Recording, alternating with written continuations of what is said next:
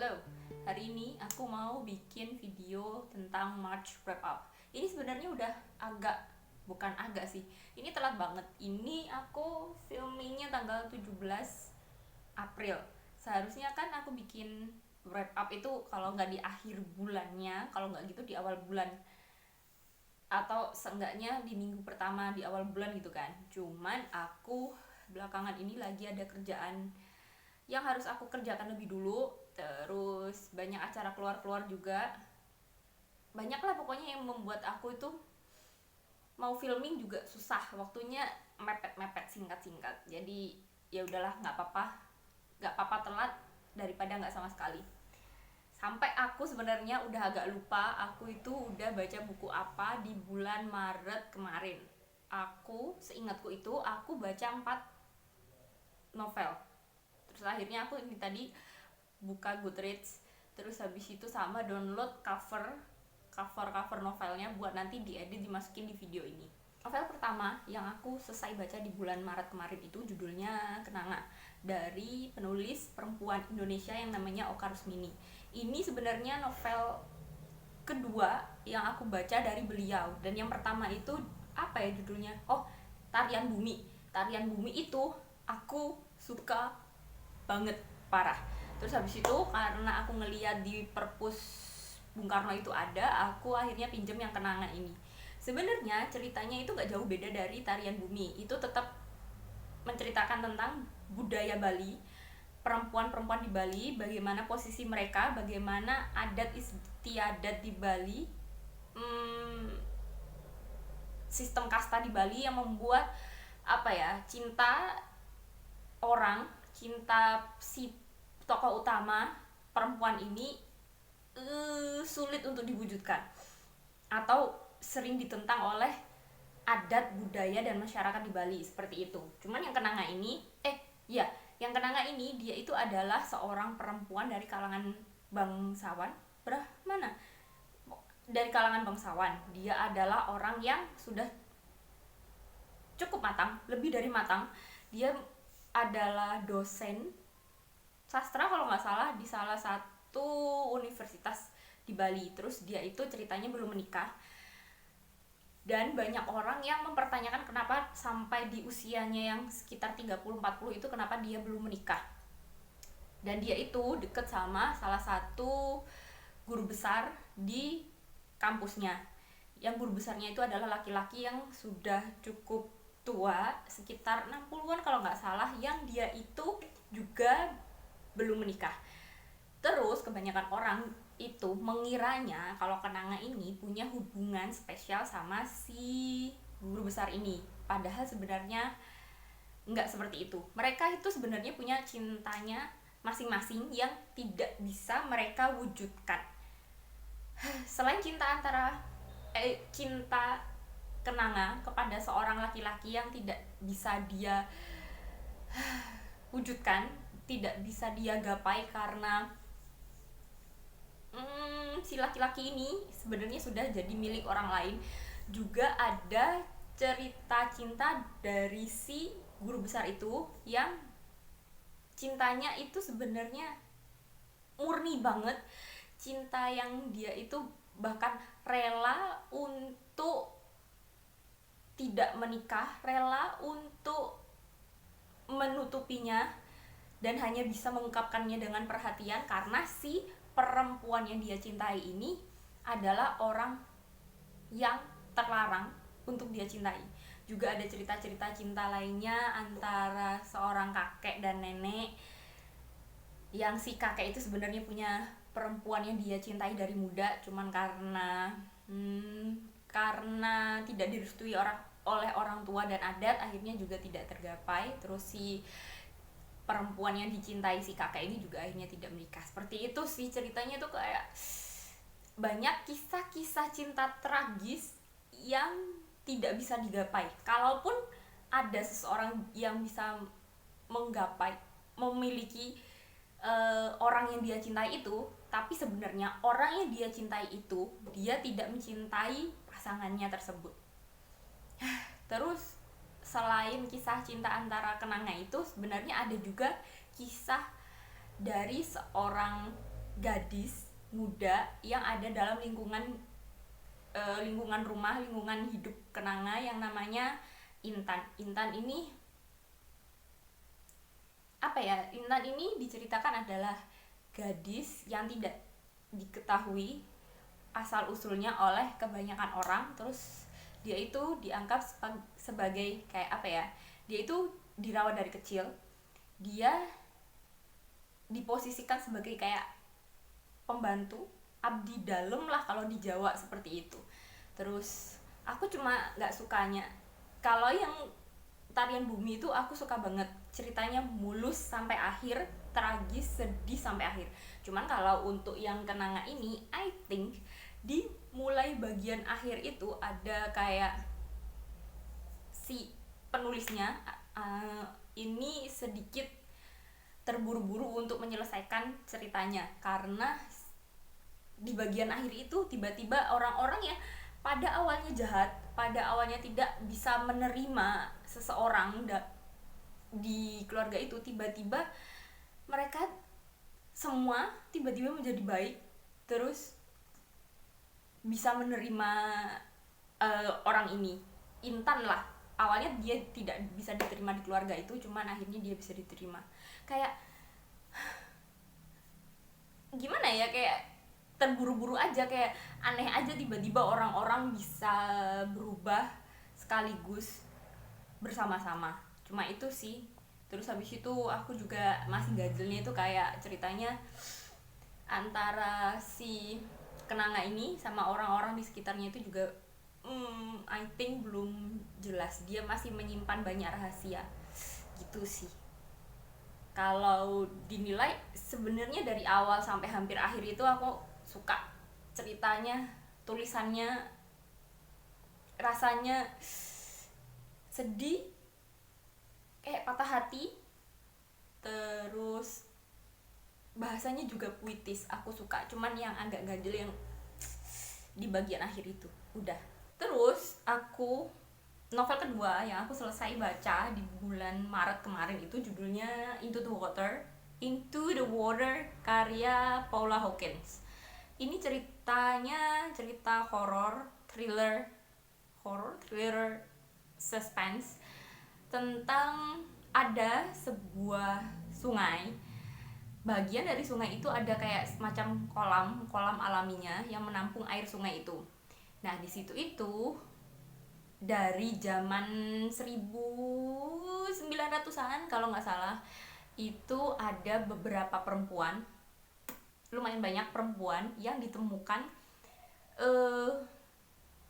meninggal, tenggelam atau menenggelamkan diri. Terus di tahun 2015 itu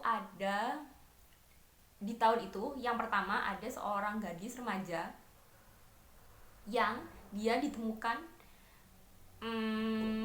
sudah mengambang di bagian sungai itu. Terus habis itu beberapa bulan kemudian ada lagi seorang perempuan, seorang ibu tunggal yang juga ditemukan mengambang di sungai tersebut. Terus ceritanya itu dimulai dari investigasi awal kenapa si perempuan ini, si ibu ini itu dia sampai meninggal di sungai tersebut. Karena si ibu ini ceritanya dia itu punya anak perempuan. Nama anak perempuannya itu Lena. Dia itu masih remaja. Nah, si Lena ini punya sahabat yang deket banget, yang ternyata sahabatnya ini adalah remaja pertama yang mengambang di tahun 2015 tersebut. Terus karena itu sepertinya ada kaitan antara si remaja ini sama si ibu ini meninggal. Terus itu ceritanya selain dari penyelidikan tentang kenapa, bagaimana, apakah mereka menenggelamkan diri sendiri atau bagaimana, itu juga ada cerita tentang masa lalunya si ibu. Si ibu ini namanya Nel. Nel ini dulu kecilnya juga tinggal di daerah itu. Dia punya seorang adik yang namanya Jules ini dia ini sama Nel mereka sudah lama tidak berhubungan, meskipun sebenarnya Nel ini sudah berkali-kali, hampir mungkin setiap bulan menelpon Jules. Jules ngangkat, cuman Jules nggak bicara sama sekali, jadi dia cuma mendengarkan. Terus ketika Nel ini ditemukan mengambang, akhirnya Jules ini ditelepon sama polisi untuk datang ke TKP, ke rumah, karena si Nel ini punya anak yang perlu dijaga. Anaknya otomatis tinggal sendiri karena dia nggak punya bapak, ceritanya bapaknya nggak tahu siapa, bahkan sepertinya anak itu juga nggak tahu bapaknya itu siapa. Terus ceritanya itu aku nggak terlalu suka, itu kayak nggak terlalu tegang bagiku, kurang greget aja ceritanya. Terus bahkan dari awal pun itu aku udah kelihatan siapa-siapa aja yang jahat. Kayak ada bab POV dari seorang guru SMA dari anaknya Jules, dari anaknya Nel yang namanya Lena. Si bapak guru ini dia itu malah merasa bersyukur karena Nel akhirnya sama-sama meninggal juga, karena ternyata si bapaknya ini si pak guru ini dia punya rahasia, yang rahasia ini diketahui oleh Nel dan Lena. Terus habis itu penyelidikannya kayak lama banget, kayak bertele-tele, nggak jelas, bahkan aku sampai lupa juga gimana jalan ceritanya. Udah agak lupa karena aku nggak terlalu tertarik sama ceritanya. Terus habis itu kayak penyelidikannya juga nggak truly by the police, kayak fakta-fakta yang diungkap ke polisi, tapi ada seorang kayak cenayang yang membantu Jules untuk mengetahui fakta-fakta sebenarnya dari kasus ini, dari matinya si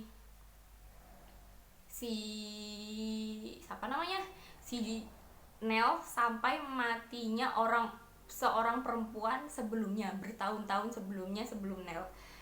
Terus habis itu aku ngerasa dari awal emang udah kelihatan banget kalau ada kalau salah satu polisinya ini dia itu cukup mencurigakan. Kayak ada kayak kebiasaannya dia, ketika dia itu merasa tegang, dia itu melakukan kayak garuk-garuk pergelangan tangan atau gimana. Itu kayak udah kelihatan banget, oh kayaknya orang ini meskipun dia posisinya adalah polisi, meskipun dia sepertinya orang baik pada awalnya, ternyata dia itu juga bukan orang yang bisa dipercaya. Terus habis itu percakapannya si polisi sama keluarganya, sama ayahnya, sama istrinya itu juga sangat mencurigakan. Aku nggak sukanya itu adalah karena mencurigakannya itu kelihatan banget, meskipun kita belum tahu hubungan antara perilaku mencurigakan mereka, terus ucapan-ucapan mereka sama kejadian-kejadian ini apa di awal sampai hampir akhir, sampai pertengahan. Cuman kayak ini pasti yang salah antara mereka ini, antara orang itu atau orang itu. Udah kayak males aja gitu untuk nebak, ceritanya juga bertele-tele ya, polisinya kayak nggak serius juga untuk menyelidiki itu. Udah sih nggak terlalu suka, aku nggak rekomen juga untuk baca ini, I think. Tapi kalau kalian mau coba silakan sih. Terus aku tertariknya itu karena dia itu, si Paula Hawkins itu, si penulis dari novel ini adalah penulis dari novel yang cukup terkenal sebelumnya, yang judulnya A Girl in the Train atau apalah kayak gitu. Cuman aku sebenarnya belum baca, tapi kayaknya yang itu cukup terkenal, jadi aku tertarik untuk baca ini karena hal itu. Cuman karena emang di perpus aku nemunya novelnya yang ini, akhirnya aku pinjem yang ini dulu. Mungkin aku bakalan coba baca novelnya yang A Girl in the Train itu. Apa mungkin emang penulisannya seperti itu atau gimana? Mari kita bandingkan ya. Terus novel selanjutnya yang aku selesai baca itu judulnya Like Showman dan Pembunuhan di Kota Tak Bernama. Judulnya cukup panjang jadi aku suka lupa. Ini karya dari Keigo Higashino. Keigo Higashino ini adalah salah satu penulis Jepang yang aku suka. Aku udah baca novelnya itu beberapa. Yang pertama aku baca itu ya yang Toko Kelontong Namiya, apalah itu pokoknya. Nah yang itu aku suka, ceritanya unik. Terus akhirnya aku mencoba untuk baca-baca novel-novel beliau yang berikutnya. Ternyata novel-novel beliau yang lain-lain itu lebih ke cerita tentang detektif, ada sebuah kasus, terus ada penyelidikan seperti itu. Aku tertariknya sama Keigo Higashino karena cerita-cerita penyelidikan itu, cerita-cerita detektif itu, karena emang basicnya aku suka sama cerita-cerita tentang detektif. Terus habis itu aku tertarik baca Keigo Higashino yang ini. Awalnya itu karena sebenarnya aku lihat pertama itu di Gramet. Waktu itu habis pandemi kalau nggak salah. Terus aku ada kesempatan untuk ke Malang. Terus habis itu aku lihat-lihat novel lah di Gramet. Tapi karena aku no money, akhirnya aku cuma ngelihat, oh ternyata beliau nulis sebuah novel yang setting waktunya adalah ketika masa pandemi, dan itu kayak fresh banget. Kok orang ini secepat itu untuk membuat novel yang settingnya di masa pandemi gitu kan. Aku jadi penasaran, tapi ya udahlah, aku tahan aja. Terus habis itu pas aku ke perpus Bung Karno itu, ternyata ini di bagian pengembalian buku yang ada di rak di troli itu ada. Aku kan biasanya kalau masuk ke perpus ngelihat troli dulu, ngelihat ada yang menarik apa enggak, baru ke bagian rak-raknya. Ternyata novel ini ada dan wujudnya udah lumayan kayak udah dipinjem berkali-kali gitu kan. Terus akhirnya aku pinjam itu. Ini ceritanya adalah tentang seorang guru, mantan guru yang sangat dihormati oleh banyak muridnya. Guru ini ditemukan meninggal di rumahnya. Padahal beberapa hari kemudian itu sebenarnya murid-muridnya itu mau mengadakan acara reuni yang mengundang si guru, karena murid-muridnya ini mereka itu sekelas dengan anaknya si guru. Jadi si guru ini punya anaknya ini juga anak didiknya gitu. Nah, si teman sekelasnya anaknya ini mau mengadakan acara reuni yang mengundang si guru. Cuman ternyata kok ditemukan meninggal. Nah, ditemukannya meninggal itu juga oleh salah satu muridnya itu yang akan hadir di acara reuni. Jadi kayak pada awalnya mereka curiga awalnya sama orang yang menemukan itu. Cuman setelah penyelidikan lebih lanjut ternyata banyak orang yang mencurigakan. Terus selain itu juga ada cerita tentang ada salah satu muridnya, temannya anaknya Pak Guru ini, dia itu adalah seorang komikus terkenal yang punya komik yang akhirnya dijadikan series animasi yang sangat sukses. Terus habis itu settingan dari novel komiknya itu adalah di desa itu. Salah satu tempatnya adalah di desa itu. Judul komiknya itu Geno Labirin. Nah, karena betapa suksesnya Geno Labirin dan karena banyak orang yang pengen tahu settingnya di mana, akhirnya orang-orang di desa di kota kecil itu, mereka itu punya ide untuk membuat sebuah rumah replika dari rumah yang ada di dalam komik. Nah, rumah replikanya itu rencananya bakal jadi kayak tempat wisata utama dari kota kecil tersebut. Karena sebenarnya kota kecil itu, mereka itu kota yang tidak terlalu terkenal, makanya tidak disebutkan kotanya apa. Kotanya kota tak bernama karena memang tidak disebutkan namanya apa dalam novel ini, juga karena kota ini adalah kota yang tidak banyak diketahui orang lain. Terus akhirnya karena pandemi, pembangunan dari rumah replika itu akhirnya batal. Dan karena batalnya itu, padahal rumah replika itu udah dibangun, udah lumayan setengah jadi mungkin, cuman karena dibatalkan akhirnya rumahnya dirobohkan lagi. Terus karena itu banyak orang-orang di desa yang sebagai donatur dari proyek itu, juga pekerja-pekerjanya kayak ketua kontraktor atau bagian keuangannya itu mengalami kerugian. Awalnya aku ngira enggak awalnya juga sih. Cuman di novel ini ceritanya itu fakta-fakta yang ditunjukkan itu kebanyakan kayak menggiring kita untuk, aku sih nggak tahu kalau yang baca yang lainnya, menggiring aku untuk berpikir bahwa kasus penghilangan nyawa ini adalah penyebab utamanya adalah karena masalah uang atau masalah bisnis. Karena si Pak Guru ini, dia ini adalah orang yang dihormati sama murid-muridnya. Nah, murid-muridnya ini banyak yang akhirnya mereka itu bekerja, ada yang bekerja di bank, ada yang bekerja jadi pemilik sebuah perusahaan konstruksi. Nah, mereka ini adalah orang-orang yang mengerjakan, yang berperan, yang ikut andil dalam pembangunan rumah replika tersebut. Mereka ini kayak berhubungan, kayak menceritakan, kayak meminta saran tentang keuangan, tentang bisnis mereka pada si Pak Guru ini. Awalnya sih kayaknya emang digiringnya seperti itu. Cuman emang dari awal itu aku ngerasanya sebenarnya nggak mungkin sih kalau emang masalahnya karena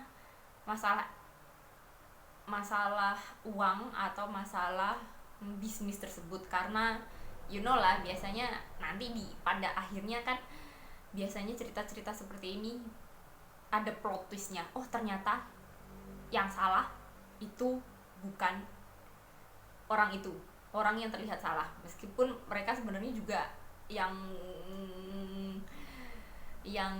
kerja di konstruksi sama di bank itu juga punya salahnya yang diketahui sama si Pak Guru, tapi bukan mereka pelakunya. Kan jadi spoiler. Tapi aku dari awal itu mikirnya karena Geno Labirin itu disebutkan berkali-kali, aku ngerasa pasti masalah utamanya itu karena Geno Labirin. Kayak si rumah replika itu terlalu kecil untuk jadi penyebab utama. Yang lebih mungkin adalah Geno Labirinnya, karena rumah replika itu kan cuma bagian dari Geno Labirin, seperti itu. Terus aku ngerasanya karena aku udah punya feeling seperti itu, meskipun aku dari awal nyangkal gak mungkin sih kalau pelakunya adalah orang itu, tapi kayak itu membuatku ngerasa kayaknya emang orang itu sih, kayaknya emang ceritanya gitu sih, seklise itu sih. Klisenya itu kayak aku pernah baca atau mungkin pernah nonton atau gimana yang ceritanya mirip-mirip tentang itu, tentang sebuah karya sastra yang terkenal. Ternyata itu di balik karya itu sebenarnya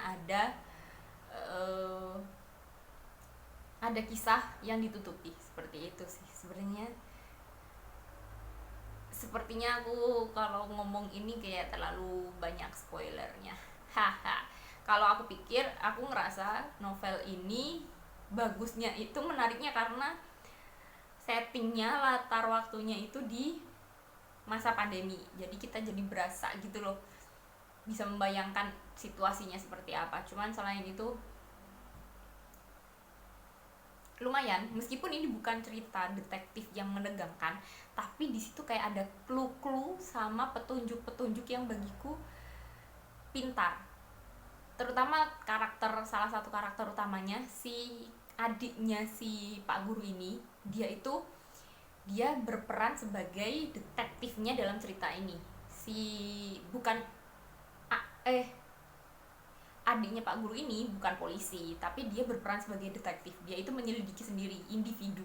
Walis dibantu sama anaknya Pak Guru ini untuk menyelidiki sendiri karena dia tidak terlalu percaya sama kinerja polisi gitu sih. Terus yang pinter adalah si adiknya Pak Guru, Takeshi ini pinter.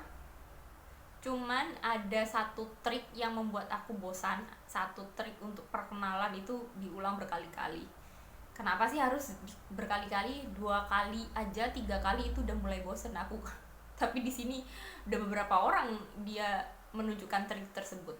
Jadi kayak nggak ada trik lain apa? Ya meskipun ya selain itu dia pinter sih. Banyak hal-hal yang dia lakukan yang kayak wow sekali. Tapi ya emang gimana ya, ada aja sisi yang aku nggak suka. Kalau overall sih lumayan buat hiburan, tapi bukan karya Keigo Higashino yang terbaik menurutku. Terus novel terakhir yang aku baca di bulan Maret itu judulnya Coming Up for Air, karya George Orwell. Sebenarnya ini malah novel pertama yang aku baca di awal bulan Maret. Cuman karena emang udah waktunya aku kembalikan dan aku belum selesai dan belum bisa perpanjang lagi karena aku udah pinjam 2 kali, akhirnya aku selingi sama yang lain dulu, terus habis itu baru aku pinjam lagi. Ceritanya Coming Up for Air ini adalah cerita tentang seorang pria parubaya yang namanya juga George, kayak si penulis. Dia itu pada suatu hari dia itu menang lotre, dan dia itu nggak cerita kalau dia dapat uang yang lumayan banyak itu ke istri dan anak-anaknya, karena dia ngerasa seumur hidupnya dia kayak udah bekerja cukup keras, meskipun penghasilannya ya dianggap pas-pasan, dia itu udah bekerja dan cukuplah untuk menafkahi anak dan istrinya. Dia kayak ngerasa aku ngerasa dia itu nggak terlalu cinta sama keluarganya sih. Dia kayak terjebak dalam situasi, mau berpisah juga nggak bisa. Terus akhirnya ketika dia dapat uang itu, dia itu pengen menggunakannya sendiri untuk dirinya sendiri. Terus karena tiba-tiba dia itu baca sebuah koran, ada berita. Terus karena suatu berita itu, tiba-tiba dia itu teringat tentang masa kecilnya dulu. Dia waktu sudah dewasa itu, sudah berkeluarga itu, dia itu tinggal kayaknya di kota, di pinggir kota sama keluarganya. Dia bekerja sebagai sales asuransi atau gimana, dan dia itu udah lama banget nggak pulang ke kampung halamannya. Bahkan kayaknya terakhir kalinya dia pulang ke kampung halaman itu udah belasan tahun. Ketika masa perang dia jadi ikut wajib militer. Nah terus ibunya meninggal, ya udah itu saat-saat terakhir ketika dia pulang ke kampung halaman. Karena dia mengingat masa kecilnya di kampung halamannya itu, dia itu tinggal sama keluarganya, sama bapak ibunya. Bapaknya itu punya sebuah kios tepung apa biji-bijian kecil. Terus dia itu juga punya seorang kakak laki-laki. Nah karena kakak laki-lakinya ini, komplotan kakak laki-lakinya ini, mereka ini sering memancing. Akhirnya si George ini juga ikut memancing, dan itu adalah salah satu kegiatan yang paling dia suka di masa itu. Dia itu memancing itu di kolam-kolam, kayak kolam-kolam ikan di sekitar situ. Kolam kolam penyiraman, pokoknya di sekitar rumahnya, di desanya itu ada beberapa kolam. Nah ada salah satu kolam itu kalau nggak salah ada di sebuah bukit di belakang sebuah rumah yang megah, yang penghuninya udah nggak ada. Dia pada suatu hari itu dia ke kolam itu sendirian dan menemukan kalau di sana itu ternyata ada ikan yang besarnya bagi dia itu sangat besar dan nggak masuk akal. Terus karena melihat ikan itu, dia itu kalau nggak salah umurnya waktu itu udah remaja, 14, 15, 16 tahun. Terus dia berencana untuk kembali ke kolam itu dengan peralatan pancing yang lebih lebih kuat karena ikannya kan juga gede. Cuman ketika dia pulang, ternyata dia menemukan sebuah situasi fakta bahwa keluarganya sudah tidak si ayahnya sudah tidak cukup mampu untuk membiayai sekolah dan kehidupan mereka karena ada persaingan bisnis. Terus karena itu dia akhirnya mulai putus sekolah, terus bekerja di sebuah toko. Terus dari situ dia tidak pernah kembali lagi ke kolam itu, bahkan tidak pernah lagi memancing setelah itu. Terus setelah setelah bekerja di toko itu, ternyata ada kayak panggilan wajib militer karena ada peperangan Perang Dunia II kalau nggak salah, mulai berkecamuk kan, akhirnya dia ikut wajib militer jadi tentara.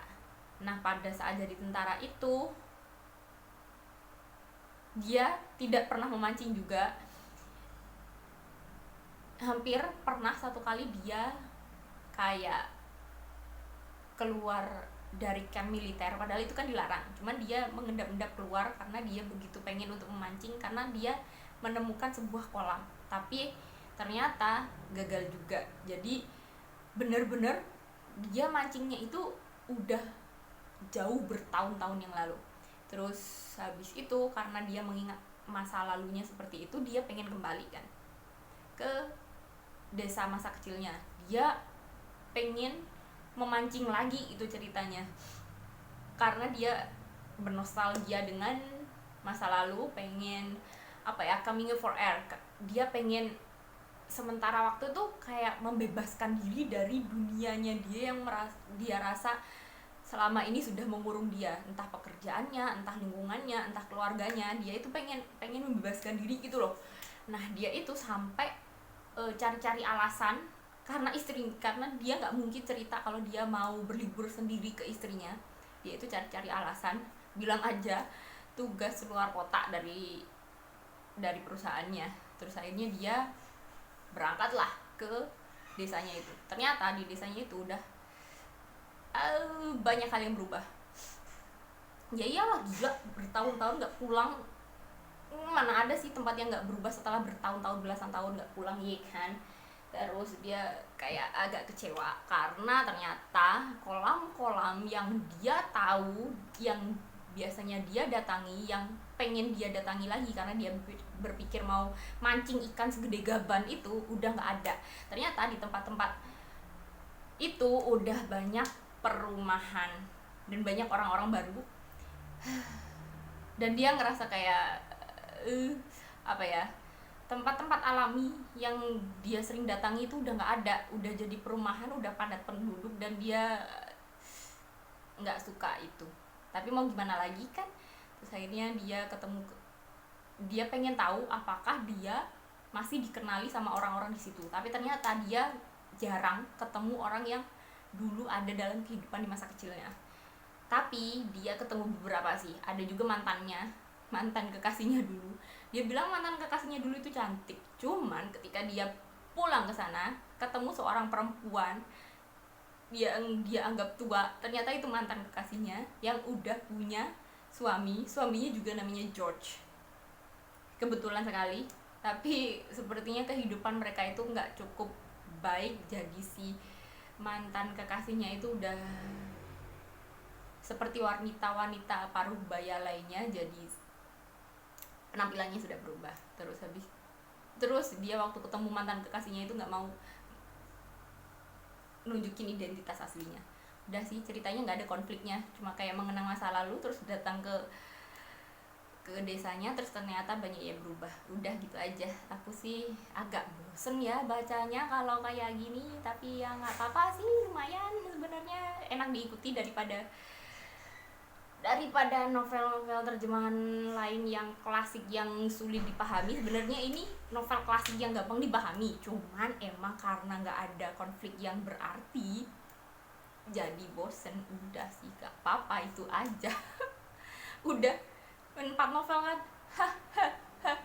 Ini udah tanggal 17, gak tahu kapan aku uploadnya. Paling cepet sih besok sih tanggal 18, karena aku butuh edit, butuh waktu ya. Kalau aku ada waktu, tapi kayaknya kalau nggak besok lusa. Aku masih ada, nanti sore ada kayak acara selamatan gitu sih di musola. Apa sih, maleman apa, pokoknya untuk menuju hari raya, untuk memperingati malam Lailatul Qadar atau gimana itu. Aku mau masak nanti sore, jadi kayaknya nggak ada cukup waktu. Baca aja bulan ini kayak susah banget. Ya udah, mungkin ini bakalan jadi video terakhir di bulan Ramadan. Video berikutnya kayaknya aku uploadnya setelah Lebaran. Jadi aku mau mengucapkan selamat Hari Raya Idul Fitri. Mohon maaf lahir dan batin, karena aku itu kalau ngomong suka nggak mikir. Karena setelah keluar baru aku pikir. Jadi mungkin aku banyak salahnya kalau ngomong, banyak sikap ekspresiku yang mungkin melukai hati kalian yang nonton video ini. Aku mohon maaf. Selamat Lebaran.